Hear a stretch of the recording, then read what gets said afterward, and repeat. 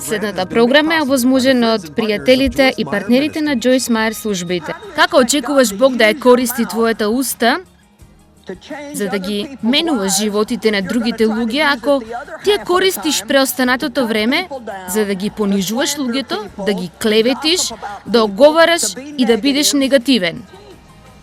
Ајде.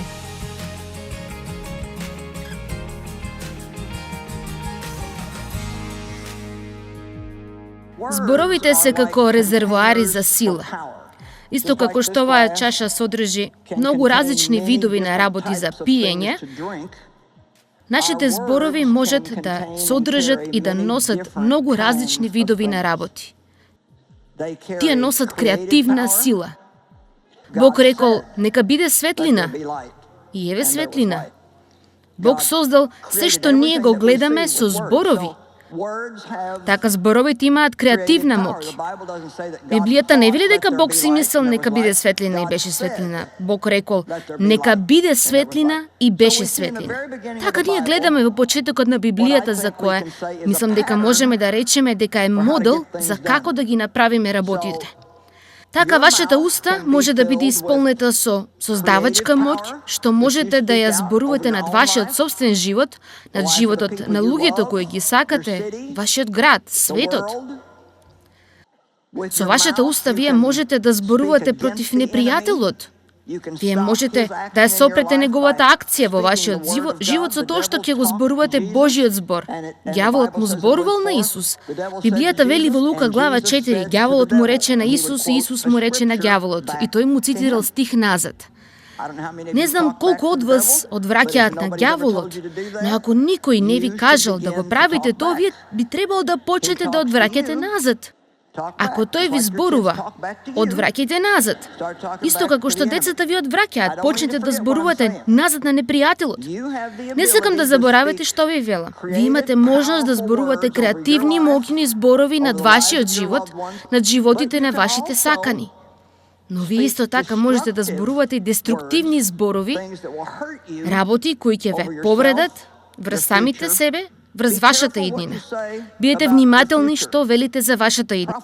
Пророкувајте ја вашата иднина. Декларирајте го она што сакате да го видите да се случи и она што Бог вели дека може да се случи, наместо само да зборувате дека сте исплашени, дека ќе имате повеќе тешкоти од она што секогаш сте го имале. Амин. Изреки 10:19. При многу зборови не се избегнува гревот, но оној кој ја воздржува устата своја е разумен. Сега, овој викенд ние зборувавме за дисциплина и самоконтрола. Овде вели, ако се воздржуваш или дисциплинираш, или ги контролираш твоите зборови, тогаш ти си разумна личност. Тоа значи дека ти си добар менаџер на силата што Бог ти ја дал во зборови. Можам да зборувам за ова на различни начини, но имам специфичен начин на кој сакам да го поучувам ова попладне. А тоа е како вашите зборови влијаат на помазанието од Бог врз вашиот живот. Сега, кога јас прв пат станав сериозен студент на Библијата, а бев во црква долго време пред тоа да се случи, одев на црква веројатно 7, 8, 9 години пред, навистина, го сакав Бог и бев наново родена.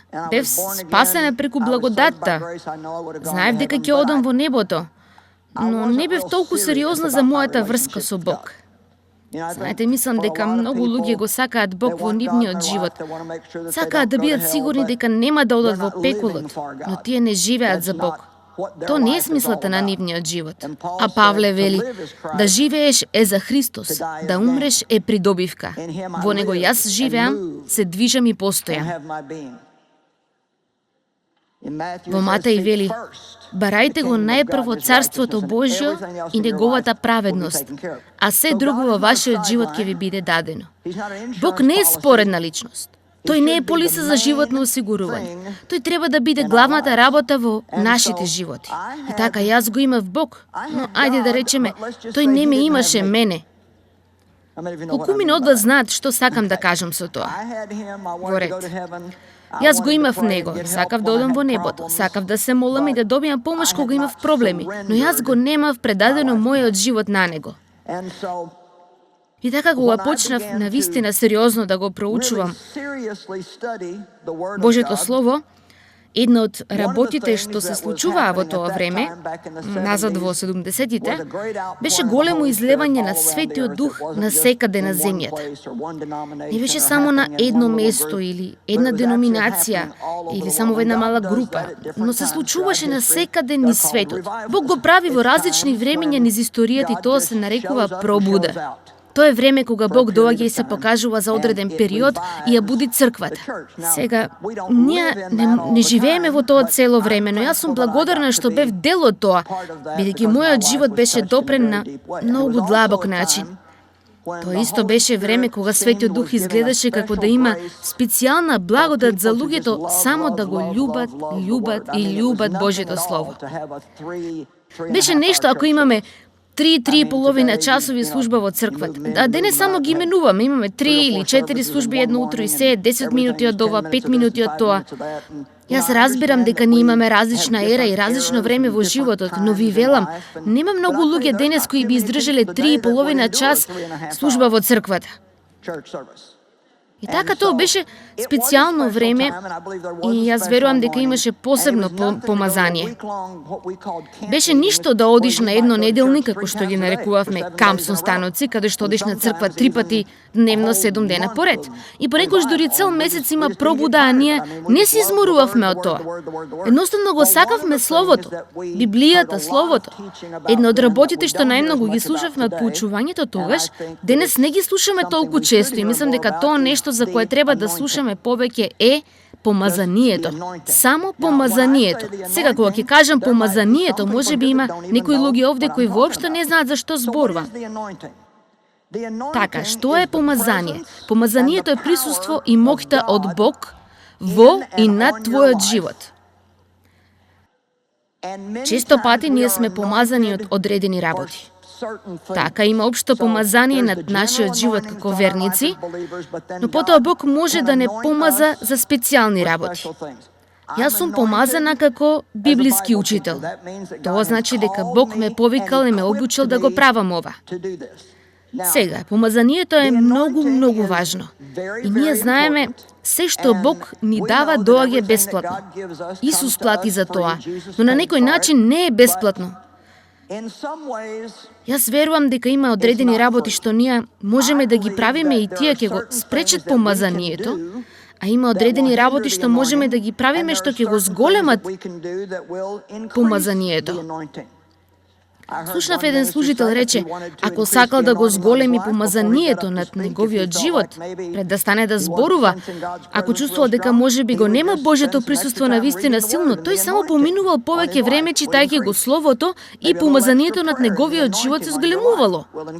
Можеби малку повеќе молитва и помазанието над вашиот живот ќе се зголеми, но ако не знаете што е помазание и ако не знаете колку е тоа важно, тогаш би можеле да правите работи кои го спречуваат помазанието над вашиот живот, ниту да сватите дека правите нешто. И една од работите што ќе ја најдете многу често, а јас ќе ви ја докажам со писмото, е дека зборувањето на погрешни зборови ќе го спречат помазанието над вашиот живот. Бог е многу допрен со тоа како ги третираме неговите деца. Не му се допаѓа кога се однесуваме лошо со луѓето. Не му се допаѓа кога зборуваме лошо за луѓето. Или шириме гласини, или оговараме, или ги клеветиме. Сушност, мислам дека тоа е веројатно една од најопасните работи што ние ги правиме. Ние треба да бидеме малку помудри и да имаме малку повеќе побожен страв за тоа како се однесуваме со луѓето, како им зборуваме и што зборуваме за нив. Може ли некој да се однесува како да се согласува?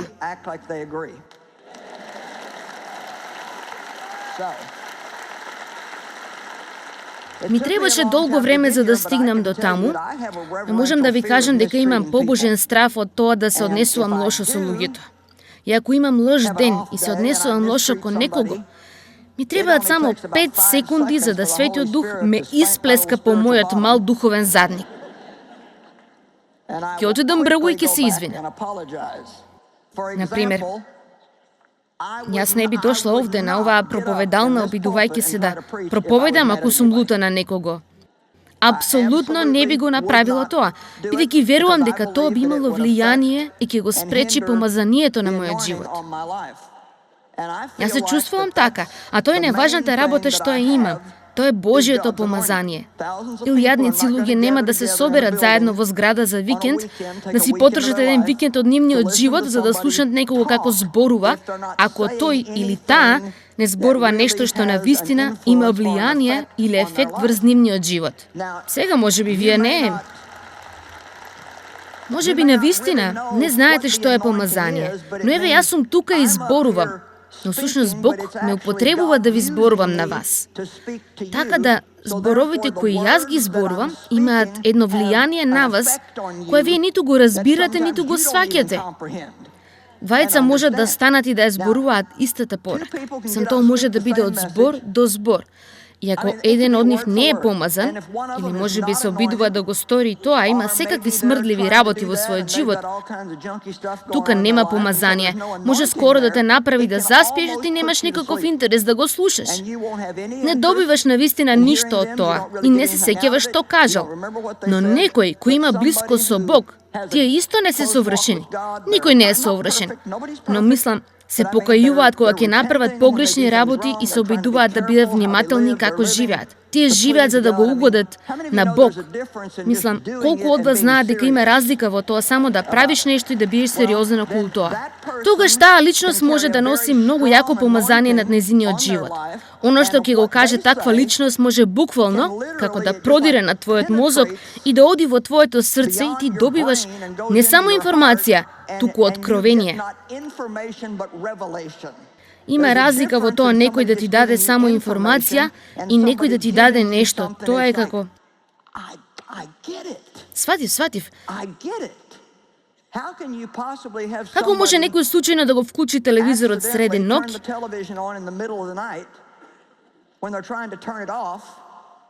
а се обидуваат да го исклучат и гледаат одреден проповедник кој кажува некои одредени работи и потоа тие луѓе велат: тоа го промени мојот живот. Како го менува животот со една реченица? Па Бог може да направи се што сака. И тој бара луѓе за да ги употреби и кога ќе го живеат својот живот на начин на кој можат да носат многу јако помазание на нивните животи. Интересно е да слушате луѓе кои се обидуваат да зборуваат за помазание, а навистина не разбираат што е тоа. Ние сме имале луѓе кои рекле нешто вака: јас дојдев на тој состанок и не знаев за што се работи. Но имаше нешто во просторијата за кое никогаш порано не сум се така почувствувала. Па знаете, супер е да имаш една помазана личност, но кога ќе дојдеш среде полна просторија со помазани луѓе... Хајде сега. Бидејќи еве го фактот, како верници, ние сите сме помазани преку Бог. Ајде, има едно помазание кое пребива на тебе. Затоа Библијата вели, например, положувајте ги рацете на болните и тие ќе оздрават. Зошто ти би положил раце на некого и да се молиш за него? Каква врска има тоа? Помазанието всушност е реално, може да биде почувствувано и преносливо. Затоа јас мислам дека ние треба да правиме повеќе од она што го вели Библијата отколку сега. Ало? Што зборуваш? Најпрво од се, Исус е помазаникот. Така. Тој беше помазан од неговиот татко.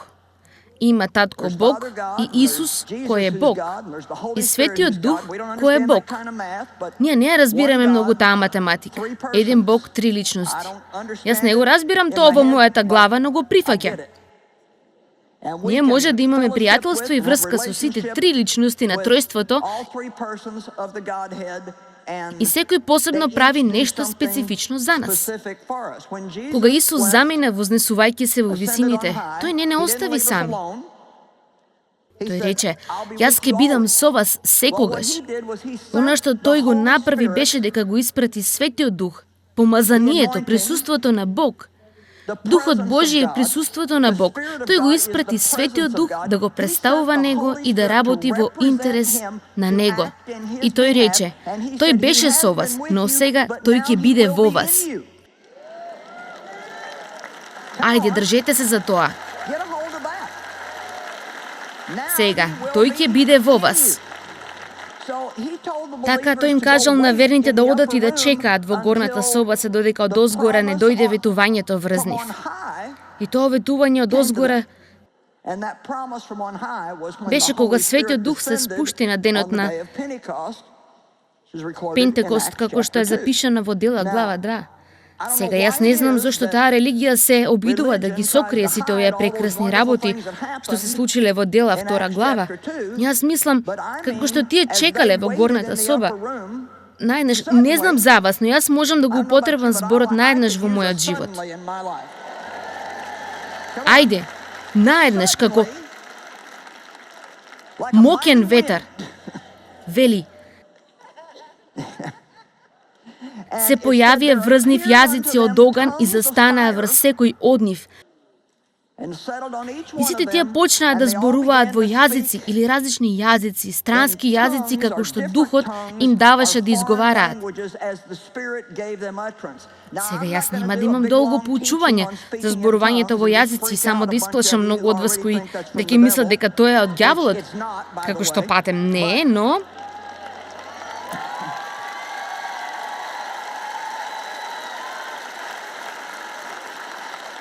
Хајде да ви кажам, само затоа што вие не сте искусиле нешто, не значи дека тоа не е реално.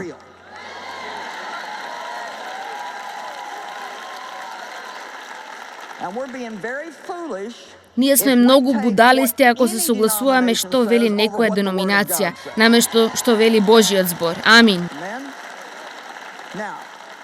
Сега, крајното нешто е, дали првата работа што Бог ја направи е дека ги допре нивните јазици.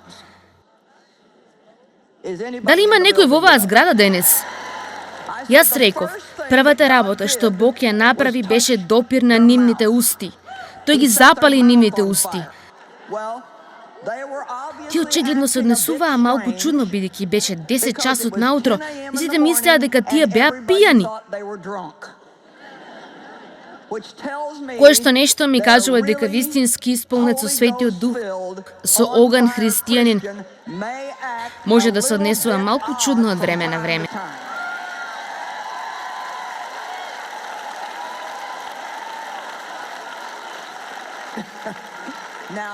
Сега јас не мислам дека ние треба само да излеземе во светот и да гледаме колку можеме да бидеме чудни. Мислам, ние треба да употребуваме здрав разум, ограничување и да обратиме внимание кој е околу нас. Но суштината е, дали Исус умре за да ние само продолжиме да бидеме мизерни верници? Тој умре за нас, за да ние можеме да имаме исполнет со живот, моќен исполнет со дух во оган победнички живот.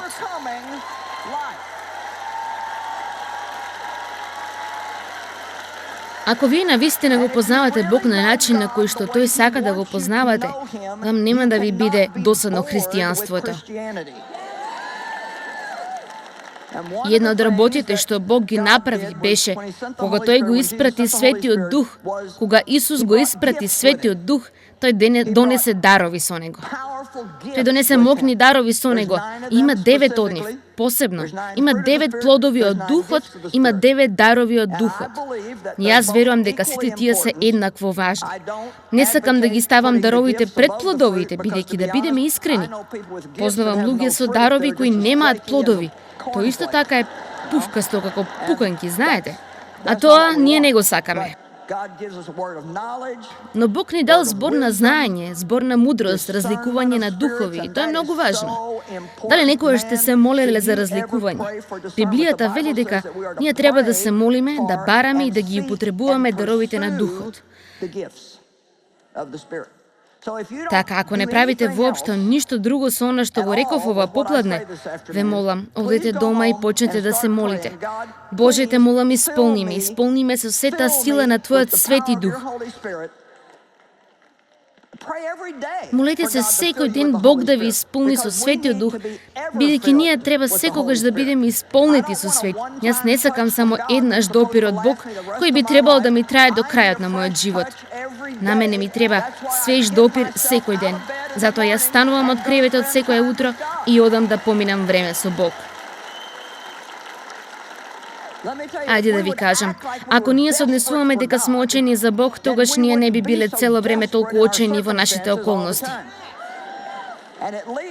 Најнакрај, ние можеме да исползиме од креветот 15 минути порано и да кажеме: Боже, јас нема да го поминам овој ден ако немам допир од Тебе. И така, на мене ми требаш ти да ме допреш денес. Дали сакате да носите едно помазание на вашиот живот? Едно помазание за кое луѓето едноставно ќе знаат: има нешто во тебе, не знам што е, но има нешто. И тие ќе сакаат да бидат околу тебе. Ти ќе имаш омиленост. Ти ќе знаеш работи за кои нема да знаеш како ги дознаваш. Ќе имаш правилен одговор во правото време. Ако некој има зол дух во него и се обидува да биде пријател со тебе и погрешен мотив, овде доаѓа тој дар на разликување. Ти ќе кажеш: не знам што е тоа, но ќе ја проверам таа личност. Јас... И потоа има други работи за кои знаете: дар на вера, работа со чуда. Дарот на вера е вид на вера која надминува се. Сите ние имаме вера. На секој човек е дадено мерка на вера, но дарот на вера е нешто кое оди над тоа. Тоа е вера која ниту ти не ја разбираш зошто ја имаш. Јас верувам дека Бог му даде на Дејв дар на вера да истапи напред и да го направи она што го направивме кога ја почнавме оваа служба. Немам време да ви ја кажам таа случка, но она што јас го правам нема никаква смисла воопшто. Ако знаете од каде доаѓам јас, моето ниво на образование и условите во кои бев кога Бог ме повика да го правам ова, сакам да ви кажам: Бог, ако Бог може да зборува на пророк преку магаре, тој може да те употреби и тебе, и тој може да му употреби и мене. Амин.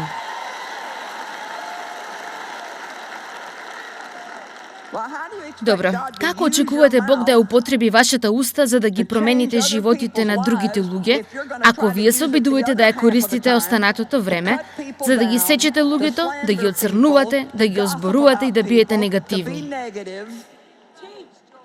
Ајде, и така нашите зборови имаат голема врска со помазанието на нашиот живот.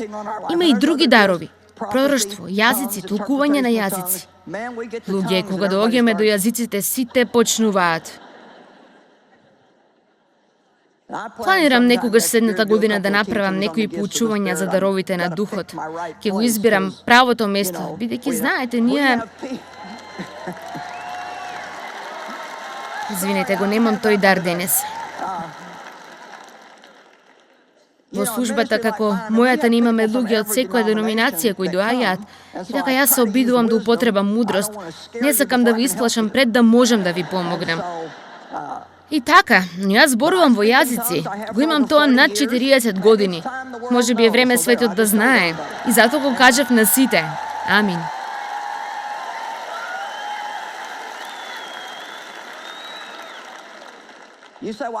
Вие велите: па јас не го разбирам тоа. Добро, ниту јас не го разбирам. Но Библијата вели дека кога го зборувате во јазици, вие се издигате себе си, се градите себе си во вера. Амин. И така тоа е надприроден дар. Не можете да ги објасните надприродните работи. Има одредени луѓе кои се обидуваат да кажат дека тие дарови се поминати со раната црква. Добро, ако им требале тогаш што ни требаат денес на нас? О, мој Боже, нема никаде во Библијата да вели дека тие поминале со раната црква. Библијата кажува во 1 Коринтијани глава 13 дека кога совршеното доаѓа,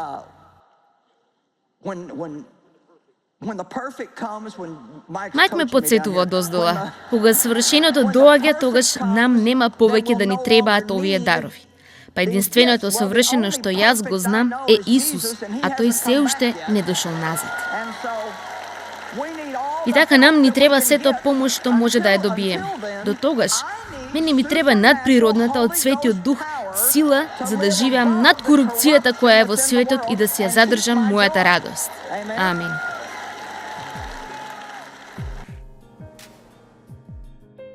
Ако ние сакаме да искусиме повеќе сила од Светиот Дух во нашите животи, треба да ја разбереме важноста од нашите зборови.